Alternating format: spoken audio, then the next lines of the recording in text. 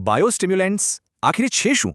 ચાલો છોડના સ્વાસ્થ્યને સમજવાની આ નવી રીત જાણીએ. આને એકદમ સાદી રીતે સમજીએ. એક છે છોડને ખાલી ખોરાક આપવો અને બીજું છે એને મજબૂત બનાવવો. બાયોસ્ટિમ્યુલન્ટ્સ કોઈ ખાતર નથી. એ તો છોડની પોતાની કુદરતી શક્તિને જ જગાડે છે. તો એની સાચી વ્યાખ્યા શું છે? આ એવા કુદરતી પદાર્થો છે જે છોડને અંદરથી જ ઉત્તેજિત કરે છે. એટલે કે છોડ પોષક તત્વોનો વધુ સારો ઉપયોગ કરે છે અને તણાવ સામે ટકી રહે છે. પણ આ બધાનો સીધો ફાયદો શું છે? ખાસ કરીને પાકની ઉપજ પર એની શું અસર થાય છે? સૌથી પહેલો અને મોટો ફાયદો છે મૂળનો વિકાસ. આનાથી છોડનો પાયો જ મજબૂત બને છે. અને મજબૂત મૂળ એટલે શું? એટલે છોડ જમીનમાંથી વધુ પાણી અને પોષક તત્વો ખેંચી શકે છે. બીજો ફાયદો છે પોષક તત્વોનું શોષણ. આનાથી આપેલું ખાતર પણ વધુ સારી રીતે કામ કરે છે. અને ત્રીજો ફાયદો જે ખૂબ જ મહત્વનો છે એ છે તણાવ સહન કરવાની ક્ષમતા. છોડ મજબૂત બને છે.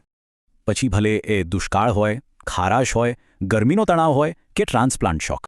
અમુક બાયોસ્ટિમ્યુલન્ટ્સ તો જમીનના ફાયદાકારક જીવાણુઓને પણ મદદ કરે છે. આનાથી જમીન જીવંત બને છે. અને આ બધાનું પરિણામ શું? ખેડૂતો માટે વધુ ઉપજ અને પાકની સારી ગુણવત્તા. તો બાયોસ્ટિમ્યુલન્ટ્સના ઘણા પ્રકારો હોય છે. ચાલો એના પર એક નજર નાખીએ.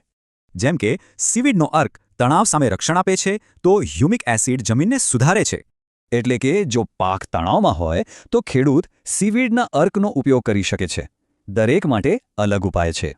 તો એક વાત યાદ રાખવા જેવી છે, આ કોઈ ખાતર નથી, પણ છોડની વૃદ્ધિને કુદરતી રીતે વધારે છે.